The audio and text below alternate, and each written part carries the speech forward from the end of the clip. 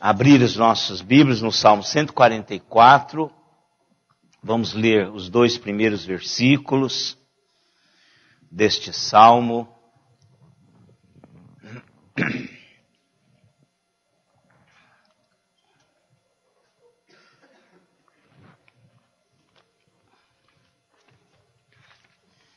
Eu vou ler o primeiro e os irmãos lerão o segundo versículo. Bendito seja o Senhor, rocha minha, que me adestra as mãos para a batalha e os dedos para a guerra.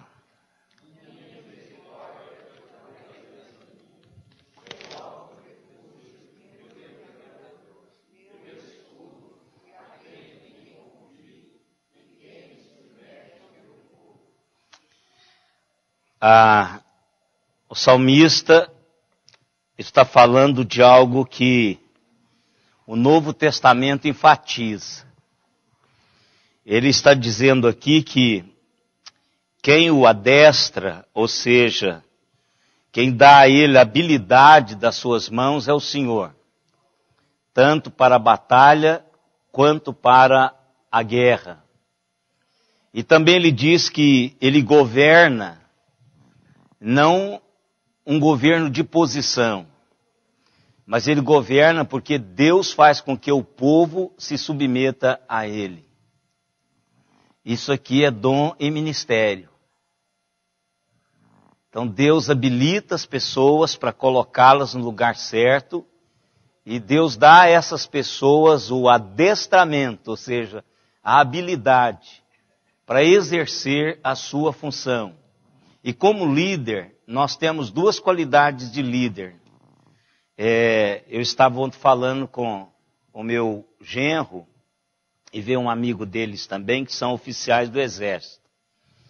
E aí nós conversando sobre liderança, eu disse para ele, olha, é diferente a liderança de vocês com a minha liderança. A liderança de vocês é uma liderança de posicionamento, de autoridade.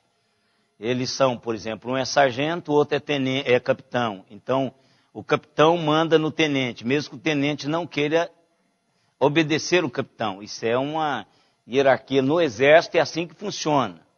Então, isso chama liderança de posição. Então, por exemplo, a pessoa ocupa uma posição e todo mundo obedece à pessoa que ocupa a posição.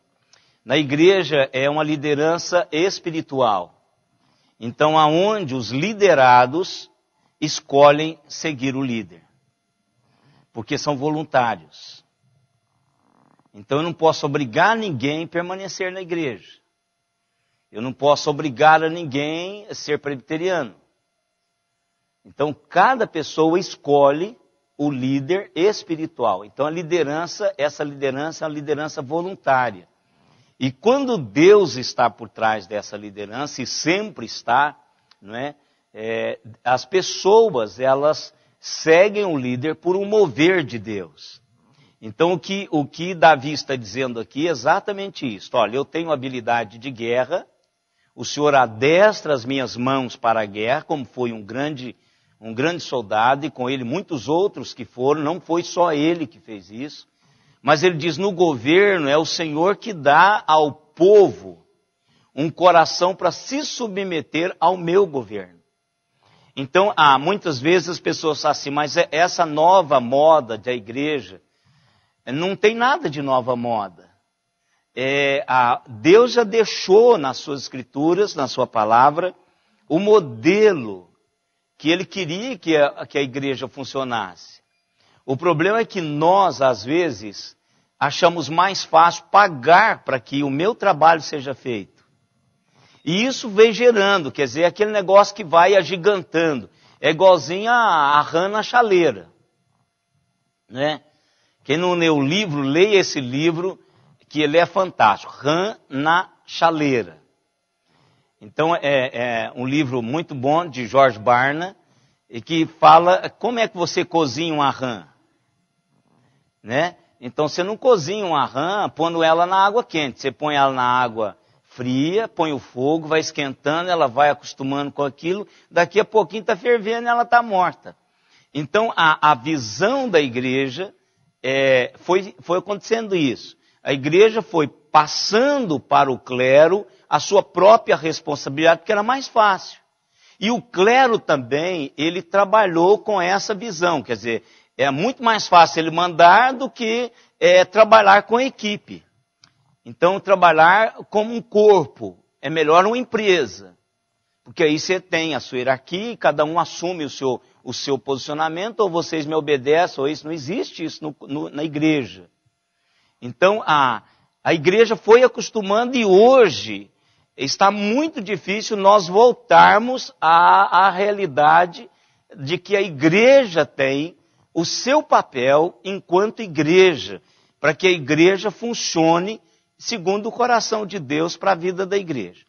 Então, quando a gente lê esse texto no Antigo Testamento, a gente fala, puxa vida, isso aqui não é dons e ministérios?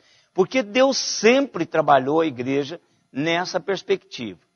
Então, a gente precisa voltar, e lá os reformadores, no século XV e XVI, a pré-reforma e a reforma, mudaram, tentaram incutir isso na vida da igreja, que vem um dos postulados da reforma, que é o sacerdócio universal.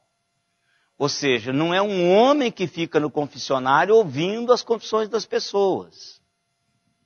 Eu não posso dar a esse homem essa autoridade para ele governar espiritualmente, excomungar, decidir se vai perdoar ou não perdoar.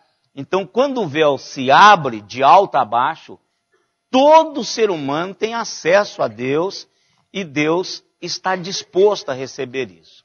Então, quando a gente vê, partindo de Davi, essa realidade, dizendo que o Senhor adestra as mãos para a batalha, né? É o 144, irmãos, os irmãos que chegaram, o Salmo 144.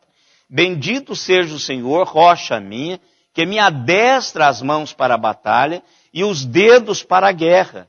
Minha misericórdia e fortaleza minha, meu alto refúgio, meu libertador, meu escudo, a quem confio e quem me submete o meu povo.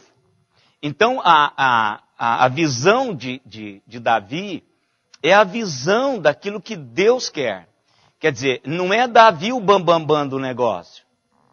Ele coloca entre o adestramento, a habilidade que Deus dá a ele para a batalha e para a guerra, ele coloca que Deus é a sua misericórdia, a sua fortaleza, o seu alto refúgio, o seu libertador, o seu escudo, a quem ele deposita toda a confiança do seu governo. Então não é dele isso. Agora o problema é que quando a pessoa assume, ela quer que seja dela o negócio. Quer dizer, esse negócio está funcionando porque eu estou aqui, o dia que eu sair esse negócio vai sair. Não existe isso. Quem gera a realidade é Deus que gera. Agora, quem precisa de vir para cá, precisa de entender isso que Deus gera.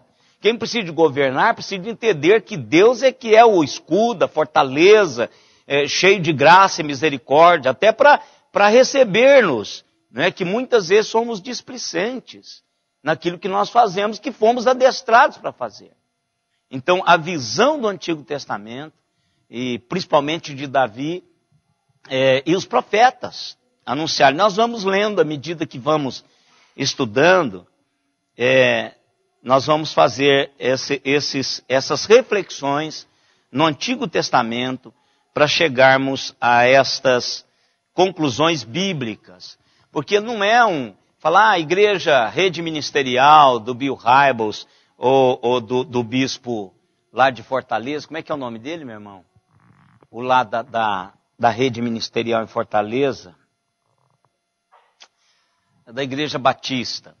Então, não é isso, é o crescimento natural da igreja.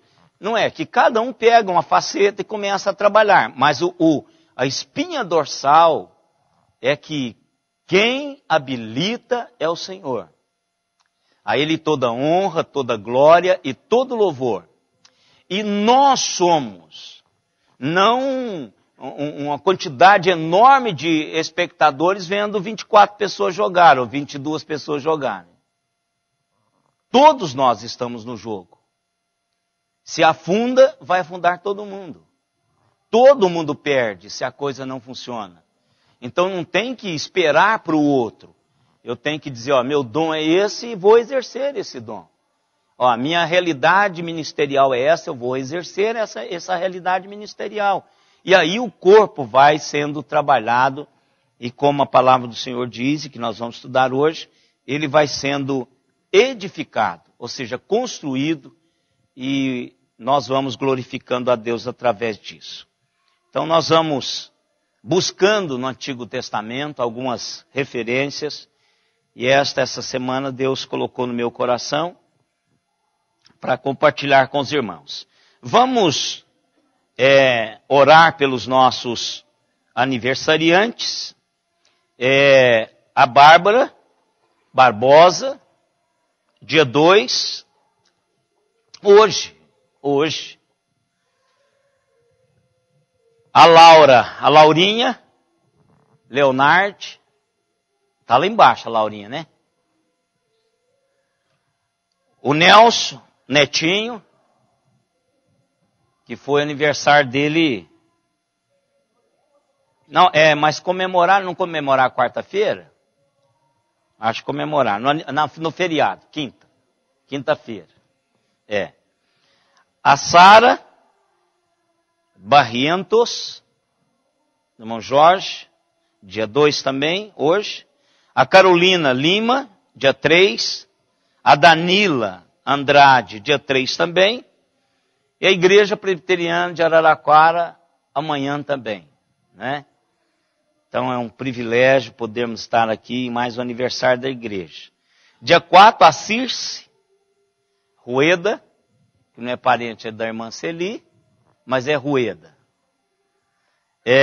Dia 5, o Rogério, né? Do irmão Benedito. Dia 6, a Maria das Graças, a Graça Grilo. Dia 7, o irmão Antônio Barbosa, pai do Gesiel. Dia 7, o Vinícius Santiago Souza. Dia 8, a Heloísa McFadden. E dia 8, a Marli Santana. Aniversário de casamento, a Danila e o Reginaldo, 6 anos. Dia 7, a Madalena e o Sebastião, 10 anos. Já está chegando lá, irmãos. Boda de zinco aqui. Mas vocês chegam lá, diamante está chegando. Vem para cá. Vamos, Gesiel, vem representar o seu pai aqui, meu irmão. Dia 7 daqui dia? Sábado não? Churrasco não? Não dá? Não acredito que... Vou contar para ir lá no churrasco. Vem cá, irmãos. E se tiver algum irmão que está fazendo aniversário, que não está aqui, aniversário de casamento, aniversário, eu quero convidar para vir aqui à frente. Ô Elda, nos dirija a Deus na oração, minha irmã, agradecendo pelos nossos aniversariantes, por favor. Vamos orar, irmãos, com a Elda. Pai querido, nós louvamos o Senhor, porque Amém, o Senhor tem cuidado das nossas vidas de uma maneira muito especial. Amém, Pai. Nesse momento, Senhor, quero colocar diante do Senhor a vida dessas pessoas que estão fazendo, completando mais um ano de vida, completando mais um ano de vida conjugal. Amém. Que o Senhor esteja, Senhor, abençoando, direcionando Sim, e cuidando da vida deles como o Senhor tem feito até hoje. sim. Dá a eles o desejo de amar o Senhor, de buscar o Senhor, de servir ao Senhor com inteireza de coração. Amém. Cuida, ó Pai, de uma maneira muito especial dessas vidas. Amém. Nós te pedimos e te agradecemos todas as coisas em nome de Jesus. Amém, Senhor. Amém. Deus abençoe, querida. Deus abençoe, meu irmão. Deus abençoe, minha irmã, ricamente, viu? Deus esteja cuidando de cada um desses irmãos. As classes poderão separar, menos os jovens, né? Os jovens ficam.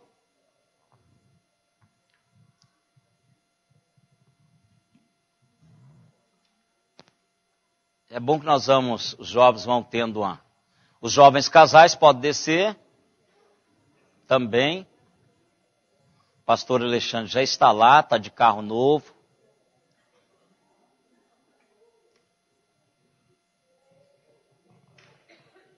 Ele fez questão de chegar na hora que está todo mundo lá na porta, para ele passar agora, falar assim, quer ver vocês? Hein? Ele acenou ainda? Eu não sei como é que ele não estacionou na frente aqui. O Marquinho foi vender o carro, está trocando de carro, e o pastor ficou com o carro do Marquinho, Marco Aurélio, presbítero. Então acho que foi uma boa, está na hora dele trocar mesmo.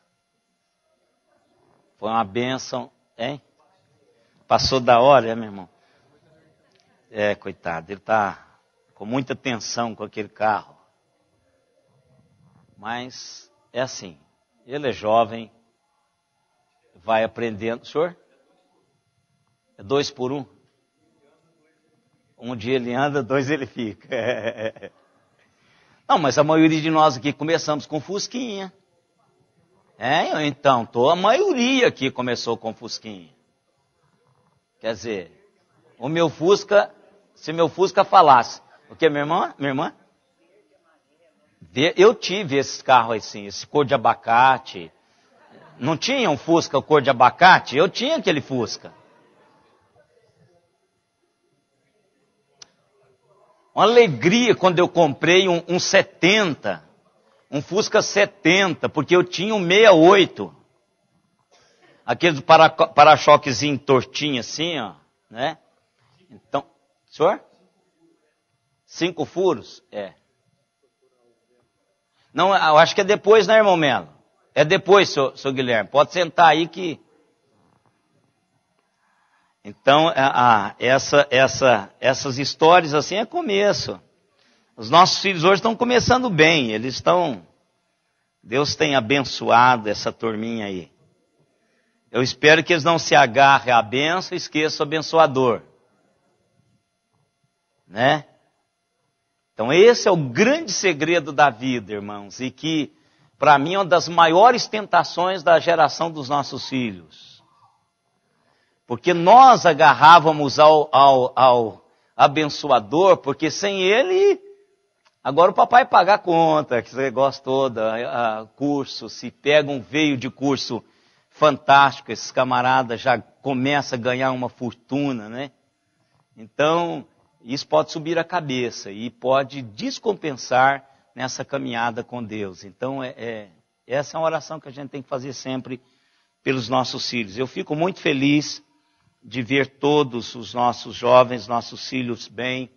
Principalmente quando fico sabendo assim, fulano trocou de carro, pegou pegou um esse. Eu fico feliz de saber disso, jovens, né, que estão trocando de carro, né, Jonas? Muito bom. Fico feliz mesmo. De todo coração, a gente vê uma administração, vê um segredo, fulano comprou um terreno, fulano comprou uma casa, fulano vai... Então isso é muito, mas muito bom, porque são conquistas que Deus vai proporcionando. Agora, a minha preocupação é que não troque a bênção pelo abençoador. Porque a bênção não é durável, irmãos. O abençoador é. Não importa onde você esteja, o que você está fazendo, o abençoador te acompanha. As bênçãos, não. Não mesmo. Então não vamos trocar, né? Vamos orar, irmãos, mais uma vez, para a gente continuar o nosso estudo sobre a função da igreja enquanto corpo de Cristo. Pai querido, nós queremos, ó Deus, mais uma vez nessa manhã, agradecer o Senhor pelo privilégio que nós temos de estarmos aqui. Primeiro, Deus, por tua causa, é a razão principal. Usufruirmos desses momentos gostosos enquanto igreja, no mover do Senhor entre nós. Isso tem nos feito muito bem. O que somos tem a ver, ó Deus, com esse ministério e com este mistério da tua igreja. Eu quero louvá-lo de todo o coração pela existência da tua igreja, pelo ministério da tua igreja na minha própria vida. Obrigado, Deus, pelo privilégio que tivemos de sermos recolhidos, ajuntados à tua família. Que o Senhor esteja, Pai, de uma maneira muito especial, derramando sobre essa igreja as ricas bênçãos do Senhor, por tantos anos, quantos estiveram no teu coração, até a volta do teu Filho. Que essa igreja seja um farol que indique o caminho dos céus, de uma vida melhor, de propósitos eternos na vida das pessoas nessa cidade, como tem feito há quase 150 anos. Obrigado, Deus, por fazermos parte dessa história. Muito obrigado, Pai, pelos nossos queridos irmãos que tiveram essa visão futura, colocando aqui nesse local esta igreja. Obrigado pelos pastores, presbíteros, diáconos, irmãos que deram as suas vidas, e muitos deles já estão com o Senhor, usufruindo da tua presença de uma maneira especial. Ajuda-nos, Senhor, como igreja hoje, a cumprirmos o propósito do Senhor nas nossas vidas. Em nome de Jesus é que nós te oramos e te agradecemos. Amém, Senhor. Amém. Vamos, irmãos, abrir as nossas Bíblias em Efésios, capítulo 4. Eu só quero dar uma revisada com os irmãos, só para a gente voltar àquela visão do que nós estamos trabalhando. Alguém me perguntou assim, pastor, o senhor vai transformar a sua igreja numa igreja seguindo qual a linha? Como eu disse para os irmãos, há vários trabalhos hoje que estão pensando a eclesiologia. Como tudo no mundo muda, o conteúdo não vai mudar da igreja. Não vai mudar. Porque se mudar, nós vamos perder a essência da igreja. Ou seja, o evangelho ele vai precisar ser pregado, ele precisa ser anunciado com fidelidade. Se mudar isso, cai naquela palavra do apóstolo Paulo que diz, esse não é evangelho. Quer dizer, que ele escreve aos Gálatas dizendo, vocês estão pregando outro evangelho que não é evangelho. Então, cai nessa realidade. Então, a questão do conteúdo, né, nós não vamos mudar. Mas o que está hoje os estudiosos percebendo é que aqueles que estão mudando e mudando o conteúdo estão se perdendo. Mas as igrejas, chamadas igrejas reformadas, elas têm vários irmãos estudando um caminho que seja um caminho que mantenha o conteúdo, mas que tenha uma roupagem que consiga alcançar essas gerações que estão vindo. Então, como que isso vai ser feito? Não é reinventar a igreja. É pegar a igreja, o modelo que Deus deixou na sua palavra para a sua igreja, e tentar trazer isso e aplicar isso na vida da própria igreja. Então não é que nós vamos seguir a rede ministerial, ou vamos seguir o Rick Warren, lá da Igreja com Propósito, ou a igreja com crescimento natural. Então não é isso. A visão minha é de levar a igreja a ter um conhecimento do seu papel. Agora, como essa igreja vai caminhar, tem a ver com a igreja, né? Eu tinha sempre uma pergunta assim, que sempre o conselho fazia essa pergunta. E eu já sabia, quando eu vinha para uma nova igreja, eu ficava só 3, 4 anos na igreja. Como meu ministério é ministério de restauração, pelo menos era, hoje não é mais não, né? Então, ministério de restauração, então o que eu fazia? Eu ia para esses conselhos, perguntava. Uma das perguntas que eles faziam é o seguinte, qual os projetos do Senhor para a igreja? E aquela resposta que eu tinha preparadinho. Como eu posso ter projeto para uma igreja que eu ainda não conheço? Por quê? Cada igreja é uma nação étnica. Eu já pastoreei umas 8. Então, cada igreja que você chega é uma etnia.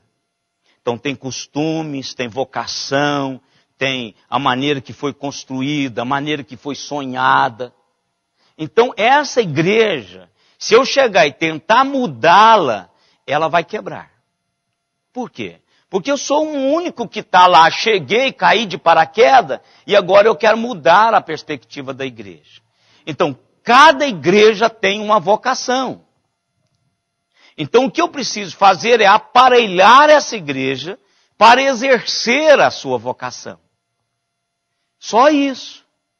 Então, não vou mudar a estrutura da igreja, não vou colocar. Então, vai surgindo. À medida que surge um líder, surge exatamente o ministério. Aquele líder vai conseguir trazer para perto de si todos afins daquele ministério. Todos afins. Então, todos que tiverem essa inclinação de Deus para esse ministério, vai acompanhar essa pessoa. Que é o líder, que não sou eu. Então, a igreja vai crescendo e trabalhando essa realidade. Então, eu não quero transformar a igreja com propósito. E teve muitas igrejas que fizeram aqueles 40 dias com propósito. Eu não vejo que são dias.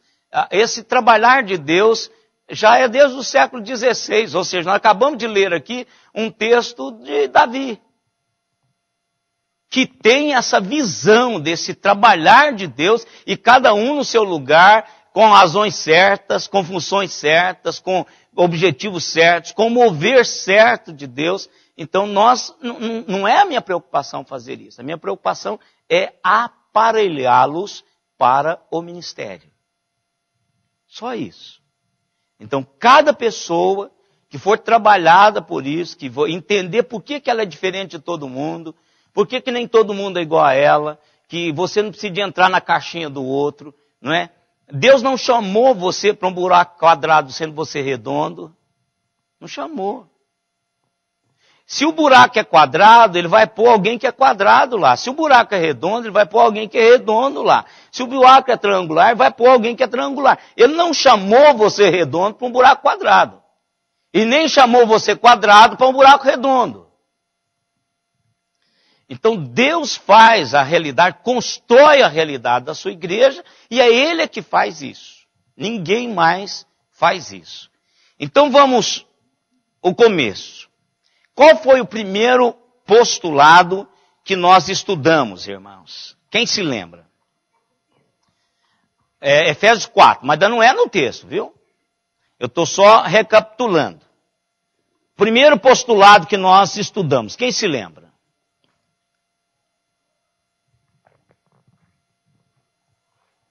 Esses postulados, irmãos, são colunas. Os irmãos não estão vendo do lado de fora, do lado de dentro, mas do lado de fora desse prédio, eles têm uma ressaltado aqui do lado de fora, ó.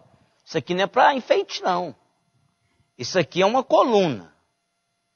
Pode olhar, depois você vai ver, aqui tem, na frente tem também, e colunas largas, né? Então isso é para sustentar esse prédio.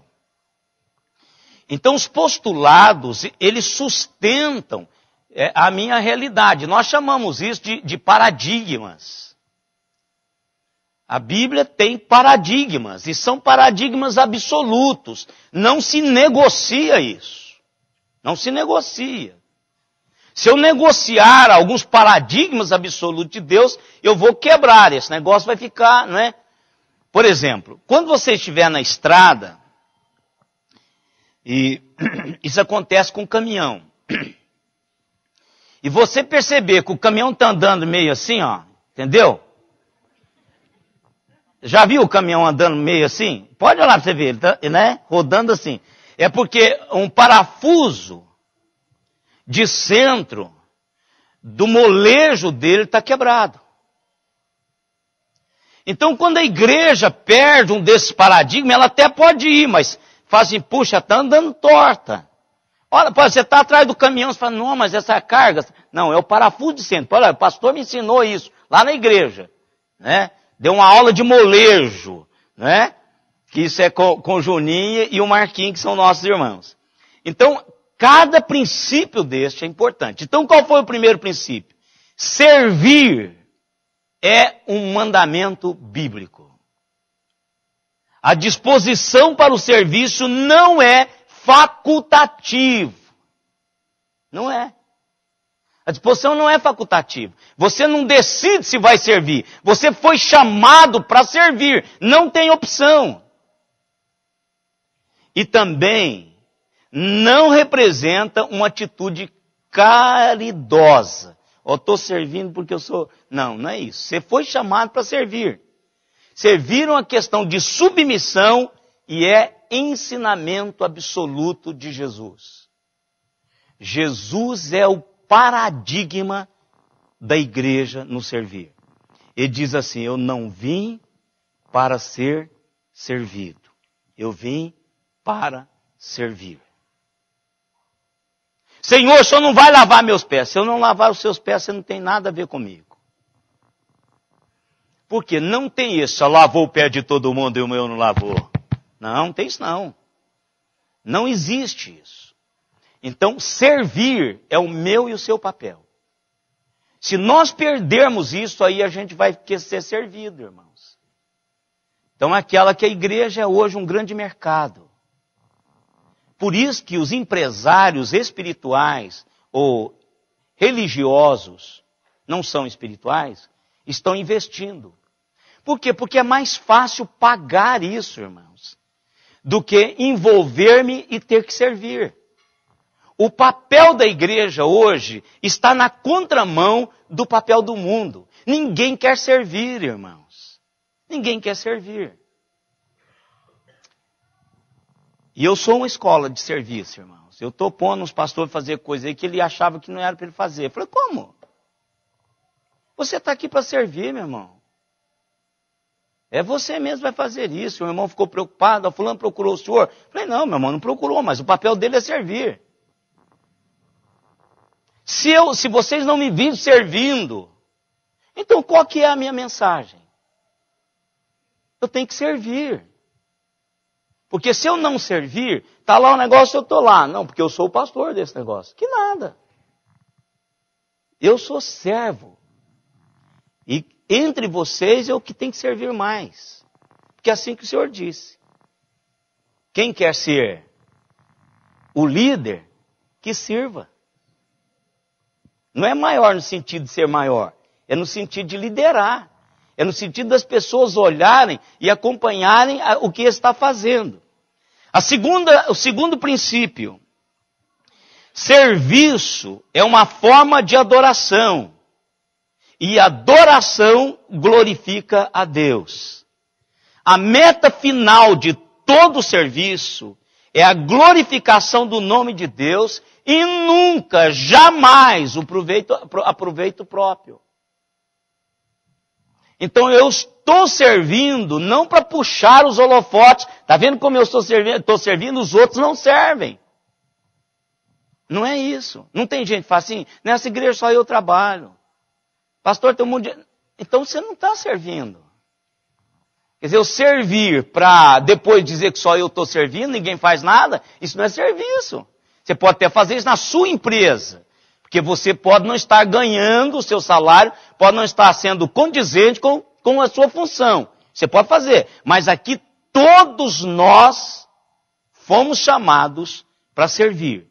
E quando servimos, nós glorificamos e adoramos a Deus com esse serviço. Lembra quando Jesus foi, o paradigma de Jesus para perguntar sobre a nossa prática religiosa? O que ele vai perguntar, irmãos? Você leu a Bíblia quantas vezes? É isso? Você deu água para aquele que estava com sede? Você visitou a viúva? Você abençoou ao órfão? Você vestiu aquele que estava com frio e nu? É uma praxis. Então, à medida que eu sirvo, e sirvo aos outros, não é servir a mim mesmo. Não é servir a mim mesmo. É servir ao outro. Enquanto eu sirvo ao outro, eu estou nesse ato de serviço, glorificando e adorando a Deus, fazendo. Nós estudamos sobre frutificação. A lição principal, irmãos, dos talentos, é que Jesus diz assim: vocês precisam arriscar e produzir na vida com aquilo que eu tenho dado para vocês. Para que as pessoas possam ser abençoadas a partir disto. Então eu adoro a Deus à medida que eu sirvo, e adorar a Deus glorifica o Senhor. Agora, dentro disto, nós produzimos 100 por 1, 50 por 1, 30 por 1, 10 por 1. Então, à medida que eu vou servindo, Deus vai abençoando. Eu fico pensando assim, ontem eu estava conversando com a Rutinha sobre a aposentadoria. Perguntaram para ela, minhas meninas, e aí, como você está se sentindo, tal? Porque eu acho que todo mundo fala assim, puxa, a Rutinha é elétrica, né, ligada no 380, e aí o que ela vai fazer em casa, aposentada, né? Então nós tivemos tempo, depois da aposentadoria nós conversamos ontem um pouquinho. Então ela é o que nós chegamos à conclusão, missão cumprida. Como isso é gostoso, missão cumprida. Você olha para trás, o serviço foi feito. Eu fico pensando o reverendo Billy Graham, morrendo agora. Está muito ruim. Né? A sombra que aquele homem projetou no mundo, irmãos. Os presidentes que aquele homem teve a oportunidade de orar com eles. De pôr a mão sobre a cabeça desses homens que eram homens poderosíssimos, homens com poder fantástico. Eu fico pensando, que joia morrer assim. Então todos nós fomos chamados para servir o Senhor e morrermos assim. Missão cumprida. Eu não tenho que carregar peso depois dos meus 60, 70, 80, 90, 100 anos. Não tenho. Eu tenho que olhar para trás e dizer assim, foi fantástico. Enquanto eu pude servir, eu servi. Agora eu vou continuar servindo, mas servindo de uma maneira mais devagar. Não é? Então, serviço é um ato de adoração. E adoração glorifica o Senhor. Terceiro princípio. Hoje eu vou juntar o terceiro e o quarto, porque eu acho que os dois caminham juntos. Terceiro princípio. O desempenho do serviço promove a edificação da igreja. Todo ministério precisa ser exercido sem se perder a visão de reino e a edificação do corpo de Cristo. Na minha geração, teve os trabalhos para-eclesiásticos. Lembra dessa nomenclatura? Os irmãos estavam em liderança. Trabalhos para-eclesiásticos. Por exemplo, Palavra da Vida é um trabalho para-eclesiástico. O Logos era um trabalho para-eclesiástico. Esses ministérios são trabalhos para-eclesiásticos. Agora, o que significa para-eclesiástico? Fora da igreja? Não, para a igreja. Agora, muitos desses ministérios acharam que eram suficientes. E alguns deles transformaram até em igreja. Até em igreja. Ministérios fortes que se transformaram em igreja. Por exemplo, esse ministério com os empresários, como é que é o nome dele? Aqui teve isso, hein? Adonep. A Adonep se transformou em igreja em várias cidades. Por quê? Porque alguém que participava deste ministério entendeu que era um nicho de mercado religioso. E só gente de dinheiro. Porque eram empresários. Então o que aconteceu? Montou igreja de um dia para o outro. Claro, isso aqui levou quase 1,5 séculos para transformar no que nós somos hoje. Porque esse é um crescimento natural. a coisa vai se agigantando com o tempo. Agora, pega um ministério como a Donep, cheio de dinheiro, vão para um hotel, começaram assim, quase todos eles. Alugam um salão de recepção no hotel, hoje tem salas de conferência, né, nos hotéis. Então alugava ali no domingo, que é um dia morto, ninguém aluga sala de conferência em domingo, só a igreja mesmo. Então abriu a igreja ali. Então só que não é essa a visão do Senhor. Quando nós servimos, o desempenho do meu serviço, o desempenho de qualquer serviço espiritual deve promover a edificação da igreja. Hoje à noite, nós vamos pensar um pouquinho sobre igreja, como a minha mensagem de aniversário da igreja. Então a gente precisa de entender essa visão da igreja. Nós não podemos perder a visão de igreja. O meu ministério é nada sem a igreja. Eu nem canto, irmão, sem vocês. Não canto. Então, a realidade precisa entender, nós precisamos entender isso. Você é diácono porque você está na igreja. Você tem um ministério de Deus, o dom da habilidade de trato com as pessoas, de ver coisas que outros não estão vendo. Então isso é um dom. Agora esse dom não serve para nada, você não pode pôr ele lá no currículo que você está mandando, eu sou diácono. Eles não vão entender. Porque esse dom que Deus te deu, claro que Deus usou toda uma formação sua, mas é para a igreja, promove a edificação da igreja. Então, esse é o primeiro. Eu quero enfocar esse no capítulo 4 de Efésios. Vamos ler a partir do verso 7. Aí eu vou trabalhando com os irmãos até o verso 16. Mas eu quero só dar fazer algumas abordagens. Depois aí nós vamos partir para o quarto, que eu vou trabalhar um pouquinho mais com os irmãos nesse quarto princípio. O que diz aí? E a graça foi concedida a cada um de nós, segundo a proporção do dom de Cristo. Então, ou seja, o apóstolo Paulo está escrevendo à igreja de Éfeso sobre igreja. Se você quer ter uma visão de igreja, segundo o projeto de Deus, leia Efésios. Essa carta é uma carta que trata da igreja do Senhor Jesus Cristo. Paulo passa para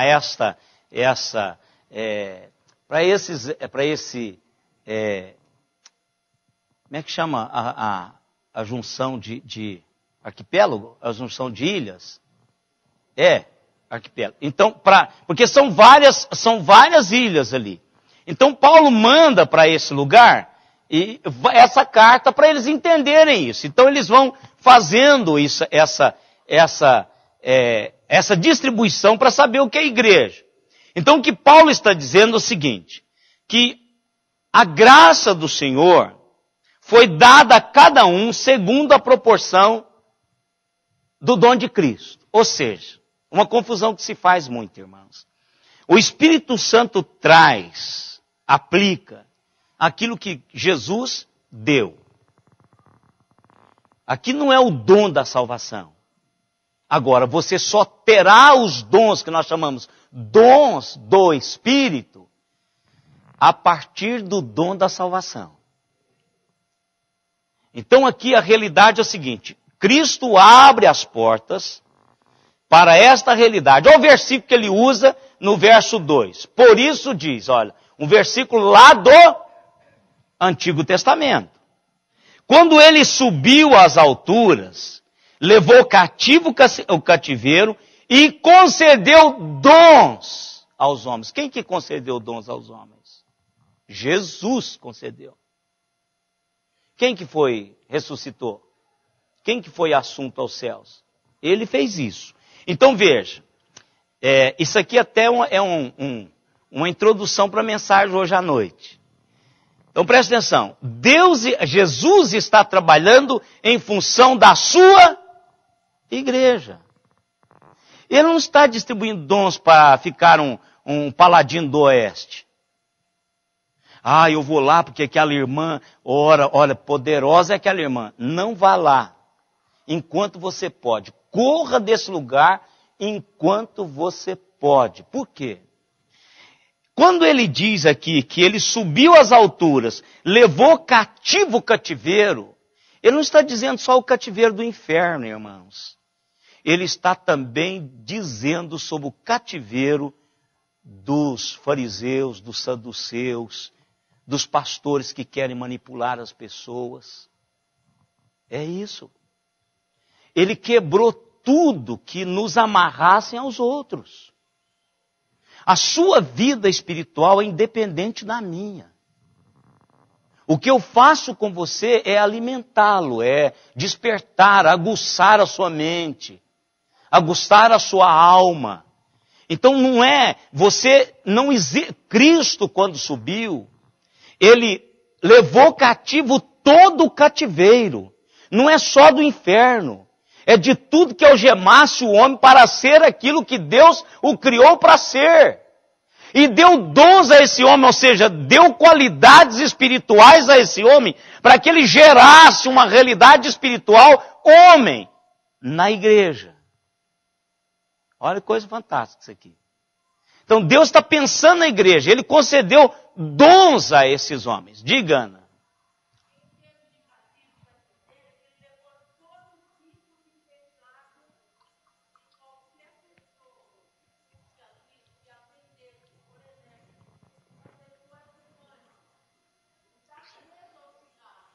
Sim. Sim. Qualquer tipo de algema. Não é só pecado. Qualquer tipo de algema, Jesus Cristo levou cativo, irmãos. O ser humano não é para ser cativo de ninguém. De nada. Então o poder de libertação, o que Jesus diz? Conhecereis a verdade e a verdade vos libertará, inclusive de você mesmo. Cativeiro, irmãos, não significa que o outro está tornando-me cativo. Eu posso ser cativo de mim mesmo. Quantas pessoas são cativas de si mesmas? Quantas pessoas estão morrendo aprisionadas em si mesmas? Eu conheço pessoas, irmãos, tão cultas, tão fantásticas, que não conseguem relacionar com outras pessoas, que se isolam. Eu conheço pessoas que foram vibrantes nessa igreja aqui e nunca mais pôs o pé aqui e se isolou. Pessoas que eu conheço. Individualmente eu te dou nome, CPF, endereço, tá? E você conhece também. Pessoas que se aprisionam em si mesmas. São pessoas chamadas em si mesmadas. Né? Então, qualquer coisa que aprisione, Deus, em Cristo Jesus, libertou. Conhecereis a verdade e a verdade vos libertará. Não é só do inferno, não. Irmãos, essa visão de libertar-nos do inferno é apenas uma consequência. Eu não estou na igreja com medo do inferno, irmãos. Isso já foi liquidado quando eu aceitei Jesus como meu Salvador. Eu estou aqui para algo muito maior que Deus planejou na minha vida, quanto igreja. Então essa questão de não ir para o inferno é um negócio que já foi resolvido na cruz. E quando o Senhor Jesus me salvou, isso foi resolvido. Agora é outra história. Eu preciso crescer, usufruir, traduzir para a vida, para o dia a dia, para o meu momento existencial, o que Deus sonha. É para isso que eu estou aqui, irmãos. É para isso que nós estamos aqui.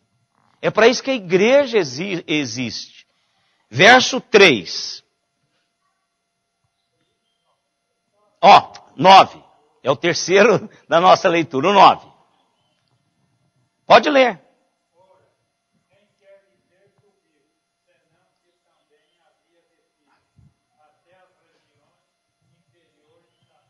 Isso aqui é um estudo que a gente precisa fazer pessoalmente, tá bom? Pessoalmente, exaustivamente.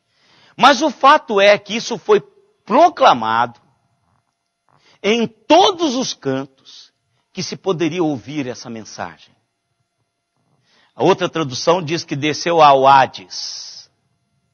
Tradução mais antiga. Ou seja, até o inferno. Isso foi descido até as profundezas e diz o seguinte, olha, em Cristo Jesus, todo ser humano é liberto. Não há algemas. Não há. Então, tudo que se poderia ouvir, todos que tivessem ouvidos para ouvir, isso foi dito e ecoado, está estabelecido. Irmãos, isso está estabelecido para toda a eternidade, irmãos. Em Cristo, nós estamos livres. Livres do medo, livres da angústia, livres do medo de morrer, do medo de ficar aleijado, do medo... Livre de tudo isso. Há uma liberdade espetacular de Deus nas nossas vidas. Verso 10. Aquele que desceu é também o mesmo que subiu acima de todos os céus, para encher todas as... Ou seja, Deus em Cristo é capaz de preencher todos os vazios, todas as coisas. Deus é suficiente para isso. A pergunta é, Paulo, como um bom apologeta, ele não deixa o outro fazer a pergunta. Ele pergunta e responde. Então o outro poderia perguntar assim, mas como Deus pode fazer isso com todo mundo? Aí ele responde, Deus é suficiente para fazer isto que ele está dizendo que vai fazer. Ele é suficiente para encher todas as coisas. Em todo lugar, aonde isso foi programado ou proclamado, ele é suficientemente capaz de gerar libertação. Libertação. Aonde se ecoa essa palavra, Deus é suficiente para encher todas as coisas e para completar a libertação que ele começou. 11. Aí.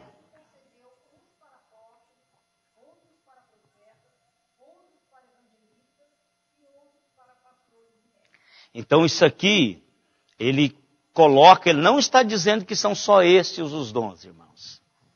É como que a gente começa a falar de uma coisa, aí você põe etc. Ou só põe reticência. Significa que tem mais coisas. O que Paulo selecionou foi que Paulo estava dizendo de um colégio ministerial. Então aqui são pessoas que estão aparecendo, mas todos nós fomos dados dons. Uns para o ensino, não é? Outros, aqui ele coloca alguns que são temporários, por exemplo, não existe mais apóstolo. O que significa apóstolo, irmãos?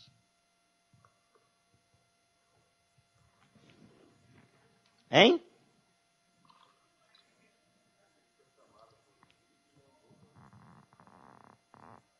É a definição, aí é o teste de apostolicidade. Mas é o seguinte, enviado. Enviado. Agora, quem é que é apóstolo? Qual que é o teste para definir quem é apóstolo? Aquele que andou com Cristo. Aquele que viu Jesus tete a tete. Só esses são apóstolos. O resto é título de subjugar as pessoas, irmãos. Porque se é apóstolo, ele vai pegar o texto lá de Paulo e dizer assim, sob os fundamentos dos apóstolos. Aí o apóstolo chega na frente da igreja e diz, pessoal, vocês têm que obedecer porque o apóstolo está dizendo. E a Bíblia diz que o apóstolo diz é lei. Isso é manipulação. A Bíblia não diz isso. O ministério apostólico acabou, irmãos, quando o apóstolo Paulo morreu. O apóstolo Paulo foi o último que viu Jesus. E ele diz que ele é fora de tempo. mas ele viu Cristo. Uma ou outra. Mas o apóstolo Paulo viveu com os que foram apóstolos. Ele mesmo se diz que é apóstolo. O menor deles.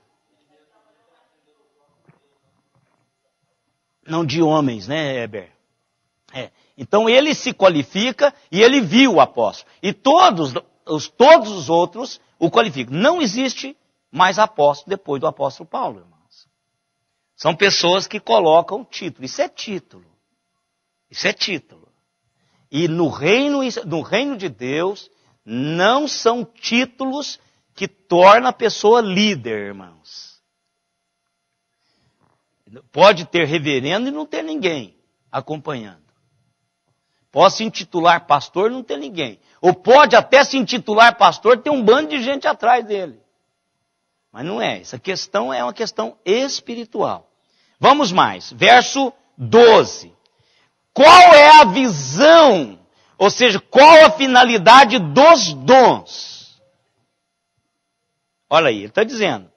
Com vistas ao aperfeiçoamento dos santos, para o desempenho do serviço ou do ministério, para a edificação do corpo de Cristo. Então, irmãos, qual a finalidade dos dons? O povo, primeiro, aperfeiçoamento. Antigamente falava assim, fulano está fazendo uma reciclagem. Aí depois viu que reciclagem é um negócio meio complicado, joga, né? Não é mais reciclagem. Se você falar que está fazendo uma reciclagem, o cara está pensando que você está catando latinha. Alguma coisa assim, não é? Então está fazendo o quê? Um curso de aperfeiçoamento. Por isso que a igreja, irmãos, esse tempo nosso aqui é importante. Pode olhar, as pessoas que têm uma vivência com a igreja são pessoas que crescem espiritualmente. As pessoas que vão à igreja esporadicamente, elas não acompanham. É a mesma coisa que você comer uma comida espiritual uma vez na vida e outra na morte. Porque crescimento com Deus é um crescimento que isso vai acontecendo, vai sendo gestado dentro da realidade espiritual. Você não cresce. Eu notei aqui, mas aliás eu peguei uma coisa que... está aqui. Para contar para os irmãos. A escala do aperfeiçoamento. Diz que é degrau por degrau. Leonardo Ravenhill, ele fala, é um escritor, ele fala sobre um grupo de turistas que visitavam uma vila, dessas vilinhas históricas, seria os nossos colombos lá, como é que chama? Dos negros? Quilombolas. Seria mais ou menos, eu pensei nisso. E lá tinha um velhinho sentado, sempre esse velhinho era o mais fotografado. É igual lá na África, eu tenho foto com o pajé lá da tribo, e ele fica sentado numa posição de fotografia. É verdade. E quando eu li isso aqui, eu pensei nesse camarada. Eu tenho foto, se quiser ver, pode... Ele senta assim de branco, o alcorão na frente, e aí todo mundo que vai lá bate foto com ele. E ele permite. Porque ele quer aparecer. Então eu fico pensando que seria mais ou menos esse velhinho assim, o cara, o bambambam da tribo, porque é o cara que lê muito, o cara que conhece o alcorão caso de cor, que quando o cara levanta 3 da manhã ele está lá, né, fazendo as orações dele. Então esse cara torna-se o líder da tribo. Então perguntaram para ele assim, aquela pergunta que eu não tenho o que perguntar, e pergunta, houve algum grande homem aqui, nasceu porventura um grande homem aqui na aldeia? Ele diz, não, aqui nasce só bebê.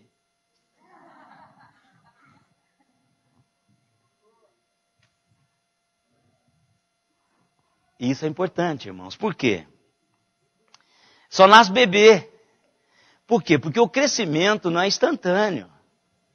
Quer dizer, nasce bebê, o grande homem, ele tem que nascer bebê. Por quê? Porque ele vai se aperfeiçoando. Por isso que é um bom check-up que a gente pode fazer. Eu estou melhor hoje. Pergunta a esposa. Não tem... Essa mulherada fala... Pode perguntar. Pergunta, querida, eu estou melhor hoje ou quando nós nos casamos? Se ela falar que quando casou, você pode começar a fazer uma reciclagem. Fazer o aperfeiçoamento.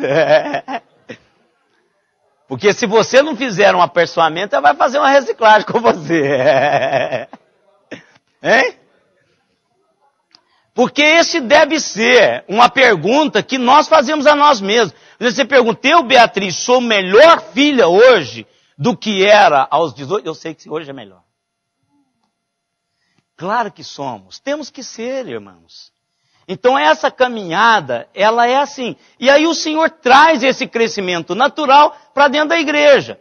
Ou seja, Deus dá dons às pessoas para que a igreja seja melhor, irmãos. Mais leve. Para que a igreja cresça. Irmãos, e o bom do crescimento da igreja não é igual eu fui visitar o pastor Evandro lá em Brasília um tempo desse aí. A gente fala um tempo desse aí, mas já tem muitos anos, tem uns 3 anos. Aí o menino dele, o Paulinho, é um gênio desde criança. Eu já contei isso para vocês. Ele estuda, ele lia a Veja quando ele tinha mais ou menos uns 8 anos, 8, 9 anos. Ele lia a Veja primeiro do que o pai dele. A Veja chegava, ele pegava a Veja, sentava no sofá e lia a Veja. Então ele vai passar. Então veja, o que aconteceu? Eu fui visitá-los, aí eles fizeram um condomínio para os filhos. A família mora num condomínio em Brasília. Eles construíram um condomínio e todos eles têm trabalho. Acho que não tem um em Brasília que não é funcionário público, né? Ele trabalha no Supremo Tribunal Eleitoral. Eu perguntei assim, e você não vai prestar mais curso, Paulinho? Pastor, não existe mais, só se eu mudar de profissão. Porque não existe mais concurso, eu já cheguei no top. Ele é o caçula do pastor Evandro. A menininha do pastor Evandro foi minha testemunha, foi minha daminha de casamento. Então ele é antes dessa menininha. Então ele deve ter o máximo 32 anos, por aí. Agora é um bambambam. Não tem mais. Ele diz, pastor, só se eu mudar. Porque não tem mais concurso para a minha área. Eu já sou o último. É a última escala. E aí eu nem perguntei o salário, né, irmãos? Porque eu nem vou perguntar. Né, Joana? Nem vou perguntar. Então, o conhecimento do mundo, o aperfeiçoamento do mundo tem um limite. Mas a igreja, o limite é inalcançável enquanto caminharmos aqui. Qual que é o limite meu e seu para crescermos?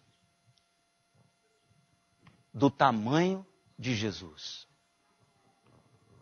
Ele é o varão perfeito. Ele é o alvo do meu crescimento. Então o bom da igreja é isso, irmãos. Eu vou morrer estudando a Bíblia e não vou chegar lá. O que isso é bom? Não me desanima. Porque quando você chega a um determinado... Por exemplo, eu mesmo não tenho ânimo mais de fazer curso, nada, de nada. Nem essas palestras eu gosto de assistir. Porque você vai para lá, o cara fala que você está tudo errado que você está fazendo, mas deu certo até hoje, então eu não vou lá, vou pagar para ouvir o cara dizer para mim que eu estou... Né, o cara chega lá e fala, eu batizo 250 pessoas por ano. Eu falo, gente do céu. Lá, às vezes nós batizamos 20. Que meu ministério é né? Não dá, eu não vou. Então não vou. Não vou. Então, em vez do cara, né? Então fala, tudo está errado. Pode olhar, esse pastor frequenta muito congresso, ele vem com a visão, implanta isso na igreja, a igreja fala, agora vai. Aí depois fala, não, pessoal, eu fui no outro congresso e disseram que tudo que a gente está fazendo é errado. Então você joga fora aqueles livros que eu vendi para vocês, vão comprar outros. Nada, eu fiquei com a Bíblia, então eu não tenho mais. Por quê? Porque espiritualmente eu vou ler a Bíblia, é isso que me faz crescer. Eu tenho um instrumento, eu sei como ler. Eu tenho um privilégio de ler em grego e em hebraico. Então, vou fazer o que mais? Vou ouvir os outros? Não, vou ouvir a palavra. E curso secundário, eu já tenho um diploma de curso superior, que é odontologia. Então, não preciso mais. Então, você acaba parando. Mas espiritualmente, não tem pós-doc, não tem. A senhora está aqui, vai completar os 100 anos, e ainda está crescendo, espiritualmente. Então é isso. Então a gente passa um século, aqueles que são privilegiados, como a irmã Maria Augusta, você vai vivendo e vai cada dia aprendendo de Deus, alimentando de Deus. E quem é que faz isso? Aqueles que são dotados de habilidade pelo Espírito Santo de Deus para fazer isso. Eu fico pensando assim, o que impulsiona a irmã Maria Augusta levantar no domingo de manhã e vir para a igreja? O que impulsiona a irmã Iole sair de Matão, tadinha? Ela chegou aqui, teve que sair. Ela já esteve aqui, viu, hoje. Já teve que sair, eu acho que algum probleminha. Então, sentar aqui para ouvir. Então, isso é muito importante. A igreja se reveste de significação por causa disso. Então, a igreja é que vai gestar esse crescimento meu. E quem é que vai fazer isso? As pessoas têm dons. Os irmãos, eu não fico ligando para a junta diaconal que hoje tem Santa Ceia, para eles preparar, olha o vinho, olha... Não fico, irmãos. Eles têm um ministério. Então a igreja acontece, e o que faz menos nessa igreja para acontecer sou eu. Porque eu só prego. Isso é um dom, é uma habilidade do Senhor. Então a realidade da igreja somos todos nós. E os dons é para gestar esta realidade na vida da igreja. Olha o 13. Eu gosto desse até quando. Olha lá. Até quando todos chegarmos à unidade da fé e do pleno conhecimento do Filho de Deus, à perfeita varonilidade, à medida da estatura da plenitude de Cristo. Até quando? Até sempre. Irmãos, pensa que o ministério de servir a igreja não é servir um tempo, é servir o tempo todo. O senhor vai conseguir deixar de ser pastor? Eu nunca vou deixar de ser pastor.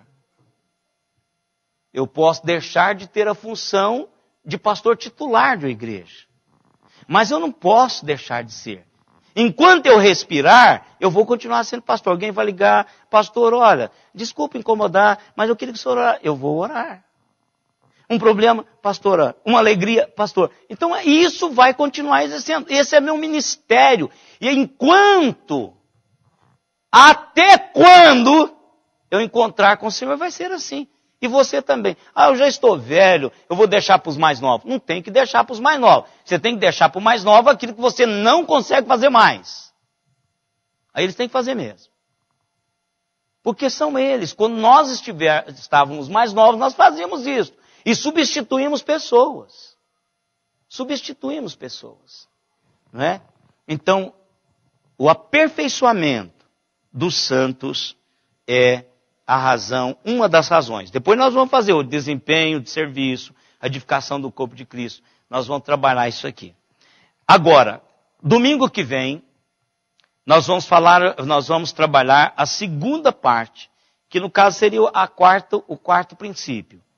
As pessoas precisam servir com essa perspectiva de aperfeiçoamento dos santos, de desempenhar bem o seu papel no corpo de Cristo, de edificar a igreja. Ela tem que trabalhar em lugares significativos, cumprindo um propósito singular na vida. Quando eu faço isso, irmãos, não é sendo quadrado e preenchendo buraco redondo. Não é sendo redondo e preenchendo buraco quadrado. Não funciona. O trabalho nosso, meu e seu, vai ser um trabalho exercido com alegria, com desempenho eficaz, quando nós estivermos fazendo aquilo pelo qual nós fomos talhados. Deus nos habilitou para determinadas coisas. E aí, por que eu sou tão diferente? Você é diferente porque você é outro aí. Eu preciso dessa diferença. Eu preciso desse exercício. Então, nós vamos, no próximo domingo, trabalharmos sobre isso. E mantenha aí Efésios, porque Efésios é a carta que nós vamos falar muito. Alguma pergunta, irmãos? Pode fazer, se quiserem perguntar alguma coisa. Estou entendendo tudo. Domingo que vem eu vou fazer umas perguntinhas, saber se você está entendendo mesmo. Eu estava falando para alguns irmãos, para o Fábio, o presbítero Fábio, é que a minha maior dificuldade de pegar na igreja dos outros é que eu já aprendi a pregar aqui. E eu falei, até as palavras que eu não falo, vocês já estão dizendo, não, ele queria dizer isso aqui. Então, mas você vai pregar na igreja dos outros, você sofre muito, porque você não sabe se eles estão entendendo, se eles conseguiram te acompanhar, se eles estão percebendo, tendo a concepção certa daquilo que você está falando, não é? A última mensagem que eu preguei lá em Uberaba, quando foi quarta-feira, o pastor me ligou. Pastor, o senhor fazia questão de deixar eu estudar com a igreja o seu último sermão? Eu falei assim, não entenderam, meu irmão, nada? Ele diz, não, é porque as pessoas querem aprofundar naquele assunto. É porque são 40 minutos, você não dá para... Lá eu consegui pregar em 40, viu, irmãos? Mas não dá para você falar tudo aqui. Nós estamos uma década caminhando juntos. Então, cada dia a conta gota. E se eu jogo alguma coisinha hoje, daqui quarta-feira eu jogo outra. E a gente vai formando informações, vai formando conhecimento, né? E lá eles tiveram... Então eu mandei, depois quer até saber o que aconteceu, né, com eles, para que eles possam crescer. Nenhuma pergunta, então tá ótimo. Vamos abraçar os nossos visitantes, de casa, tudo de casa, né, meu irmão? Aqui de casa,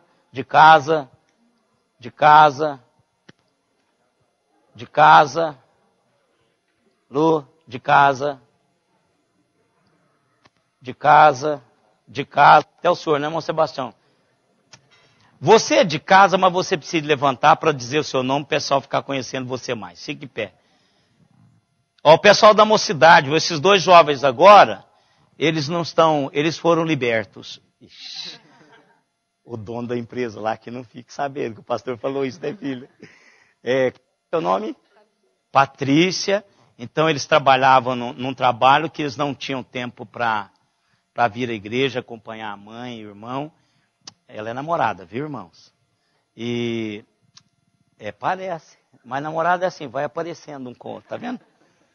Aí agora eles estão noutra empresa, ela vai mandar currículo qualquer dia desse, né? Mas ele já está, graças a Deus, no outro emprego, aí tem um final de semana livre. Então a mocidade aí fica de olho neles aqui para... seu nome, irmão? Vinícius. Do nome, ela sabe por quê, né, Vinícius? É porque ela tem um Vinícius também. Se é mamãe coruja. Oi, tudo bem? Fique em pé e diga seu nome. Terezinha, um prazerão, viu, tê-la aqui conosco, viu, querida? Deus abençoe. Tudo bem, meu irmão? Fique em pé e diga seu nome também, meu irmão, para que a igreja possa... Flávio. Deus abençoe. De casa também, né, Eduardo? De casa. Oi, vocês dois. Como está? Tudo bem? Tudo bem, meu irmão? Fiquem em pé e digam o nome de vocês. Igreja Presbiteriana de Altinópolis, atualmente Ribeirão Preto. E estamos aqui de passagem, né? Visitando a igreja, porque a gente está construindo aquelas 4 torres que tem ali em frente ao shopping. Opa, olha que beleza. Eu acredito que nós vamos ficar até outubro. E aí a gente... Vem para cá. Que benção. Congrega aqui. Qual que é seu nome? Marco. Fernanda. Marco e Fernanda. Sejam bem-vindos, viu? Eu acho que tem gente aqui que comprou apartamento lá numa daquelas torres lá, viu? Você vendeu pra gente aqui, viu? Tem? Hein? Várias gente, ó. Então já tem dono aqui dizendo que é gente. Você comprou? Você comprou lá também? Hein? Tá vendo que tá? Ele agora tá... Olha, eu conheço o cara da igreja presbiteriana, o cara que construiu isso aqui. Todos de casa. Opa! Você é de casa também. De casa.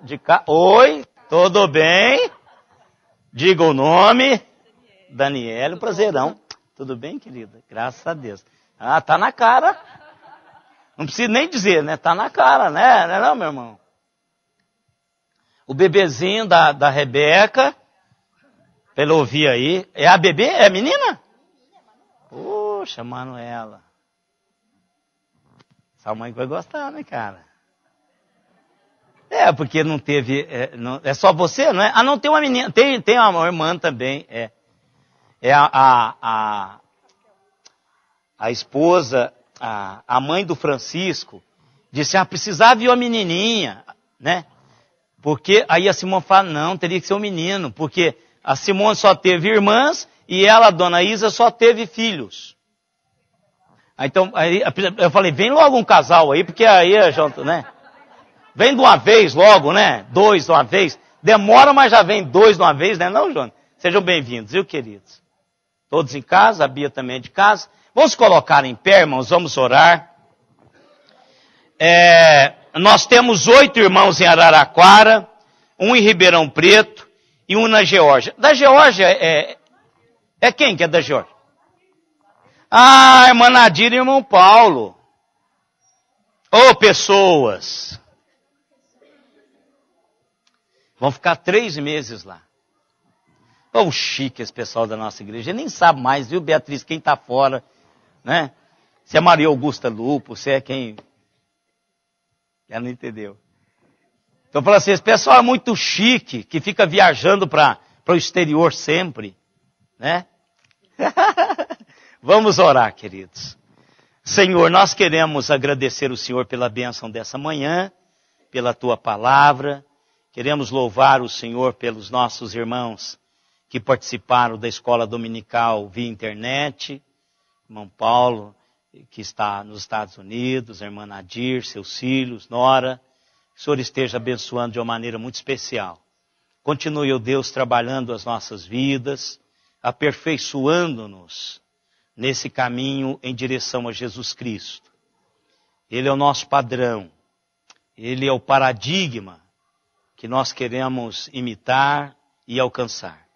Que o Senhor nos dê dons e ministérios na vida dessa igreja, a fim de que o corpo seja aperfeiçoado. Que o Senhor nos habilite, ó Deus, para seguirmos o Senhor com honradez, com dignidade, com eficácia. Obrigado, Pai, pela vida dos nossos visitantes. Obrigado, Deus, pela menininha que está sendo gestada pela Rebeca. O Senhor esteja abençoando de uma maneira muito especial. Também a Elaine, o Senhor esteja abençoando ela também como gestante. A Flávia, o Senhor esteja acompanhando essas queridas nossas que estão se preparando, ó Deus, para trazer ao mundo mais um dos teus filhos, mais uma herança do Senhor para eles. Seu Deus, com todos e todas as famílias aqui representadas, leva-nos para casa, debaixo do teu paternal cuidado.